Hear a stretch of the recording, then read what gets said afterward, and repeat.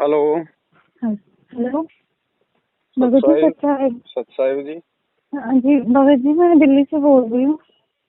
क्या नाम बहन जी? भगत जी मेरा नाम रक्षिता दासी है। हाँ? रक्षिता दासी है मेरा नाम। जी बहन जी, बोलिए। भगत जी, वो मुझे ना मेरे साथ ये परेशानी हो रही है। मैंने ना 2019 में नाम लिया था। जी। तो बीच में किसी परेशानी, मतलब कुछ ऐसा हो गया था कि मतलब मेरा मन भक्ति से हट गया था। अच्छा। तो अब मैंने इसी साल 2022 में, अभी मेरे को 2 महीने हो गए हैं, मैं भक्ति कर रही हूँ पूरे मन से। और जी। भगत जी, नाम नाम मैंने, मतलब मुझे ज्ञान नहीं था पहले, तो मैंने जो नाम दीक्षा थी वो मैंने ली थी वहाँ से, नामदान केंद्र से।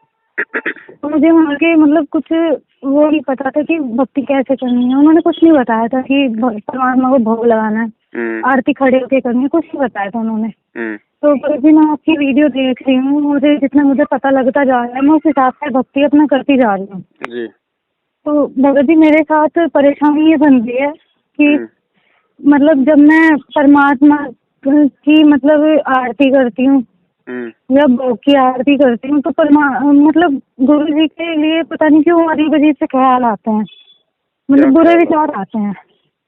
ये तो काल प्रेरणा होती है बहन जी। वो हमारा मन कमजोर करना चाहता है, आत्मा को दबाना चाहता है, इस प्रकार के बुरे विचार पैदा करके। अब ये ज्ञान आधार से हमने सोचना है इन बातों पे कि देखो बहन जी, परमात्मा को तो पता है ना कि ये काल इन आत्माओं के साथ में कितना नीच वाला काम करता है। हाँ जी। है ना? अब वो क्या करेगा, गुरु जी के खिलाफ बुरे बुरे विचार लाने का प्रयास करेगा। मतलब अब ये देख लो, वो इतना नीचे गिर सकता है। वो एक एक आत्मा को रोकने के लिए वो गुरु जी के साथ में एक आत्मा को पति पत्नी वाले संबंध वाले बुरे विचार भी लाने का मतलब वो कर सकता है।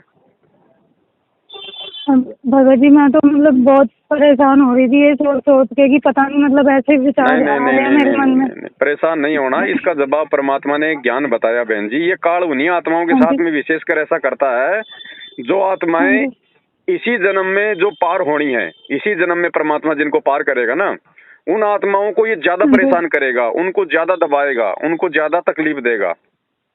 बुरे बुरे ख्याल वो मतलब अब और तो छोड़ो बहन जी, गुरु जी के प्रति भी ऐसे पति पत्नी संबंध वाले ख्याल पैदा कर देता है वो। इससे नीचता वाला कर्म और क्या होगा।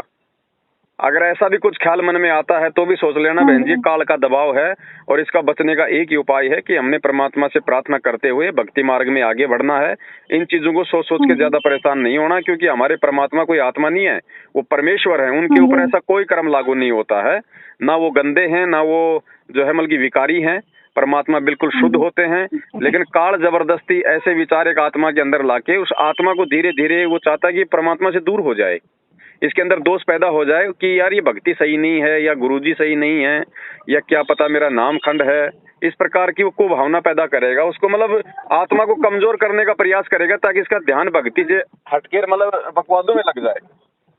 हाँ जी बाबा जी, मुझे यही लगता है, जब भी ऐसे विचार आते हैं मुझे यही लगता है कि मेरी कोई मर्यादा खंड हो रही है। क्योंकि भगत जी, मैं अकेली अपने घर में बैठी हूँ। पहले विरोध भी हुआ था, लेकिन परमात्मा की दया से सब कुछ ठीक है, ऐसा कुछ नहीं हो रहा है। मेरी मम्मी जो है वो भी सत्संग सुनती है, मेरे पापा भी सत्संग सुनते हैं। थोड़ा बस भाई थोड़ा विरोध करता है इस चीज के लिए। अब भाई तो कर सकता है, क्योंकि भाई को ज्ञान नहीं है, वो तो कर सकता है बहन जी। लेकिन हमने उनकी बातों को ज्यादा महत्व नहीं देना है, वो जगत वाले हैं। नहीं भगत जी, मैं ध्यान नहीं देती। और मतलब मेरी जो शादी होने वाली है अभी, तो मैंने अपनी उस पे व्हाट्सएप पे अपनी वो डीपी लगाई है, सात संगत जी से जुड़ी है ज्ञान आधार से। तो क्या नाम, उन्होंने मुझे 2-3 बार बोला, तो मैंने उनकी बात पे इतना ध्यान नहीं दिया। लेकिन आज उन्होंने फिर मेरे से बात करी थी, तो मैंने उनको साफ बोल दिया। मैंने कहा मैं मेरे से चाहे कुछ भी कहने को कह दो, बस मेरी पूजा पाठ में बीच में मत आओ। मैंने उन्हें साफ बोल दिया भगत जी। चलो बाकी बहन जी, ये काल का जबरदस्त कहर है, ये तो हर एक आत्मा को रोकने का प्रयास करेगा। और परमात्मा ने यहाँ तक कह दिया, सुखदेव का उदाहरण देखिए कि गंदे अंडे से गंदी योनि क्या हो सकती है, जब भगवान ने वहां भी उसको जीव बना दिया, सुखदेव बना दिया, तो हम तो डायरेक्ट परमात्मा के शरण में हैं। ये काल तो वही गंदगी फैलाने का प्रयास करेगा वापस। तो ऐसे अगर कोई गंदे विचार अगर आते हैं तो बहन जी, उसमें कोई डरने या घबराने की जरूरत नहीं है। उसमें ये सोच के हमने और ज्यादा सावधान होने की जरूरत है कि अगर मैं भगवान के प्रति और आगे नहीं बढ़ी, गुरु जी से बार बार प्रार्थनाएं नहीं की, अपनी भक्ति का सही तरीके से ध्यान नहीं रखा, तो वास्तव में वो नीचे गिरा देगा। और भगत जी मतलब मैं तो बस ये मान लो कि मैं इतना मतलब मन में इतना अजीब सा होता है कि पता नहीं क्यों मैं इस तरीके के विचार आने लग गए एकदम वो से, अच्छी आत्माओं क्योंकि को इतने इतनी मेरी मर्यादा खंड रही, इतने कुछ ऐसा नहीं हुआ। लेकिन मैंने एक बार जब संकल्प लेके किया था कि परमात्मा मैं पूरी तरह मैं किसी भी वजह से अपनी मर्यादा भंग नहीं करूँगी। वो अच्छी तो आत्माओं को अब नीचे गिराने का प्रयास करेगा।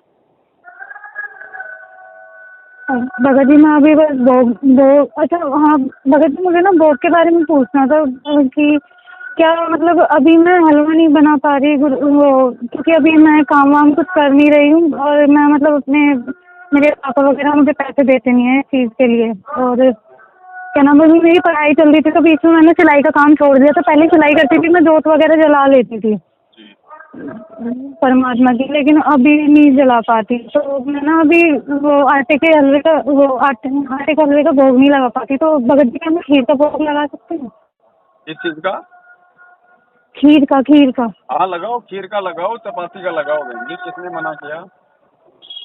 हाँ जी, क्योंकि मेरा दोबारा से परमात्मा की दया से जब मेरा काम शुरू हो जाएगा मैं दोबारा अपनी उसमें जोत में लगाने शुरू कोई कर बात दूंगी। नहीं, जब आपका सही तरीके से सिस्टम सेट हो जाए तो हलवे का लगाना, नहीं तो नहीं है तो हाँ जी, जैसा खाती है वैसा लगाओ।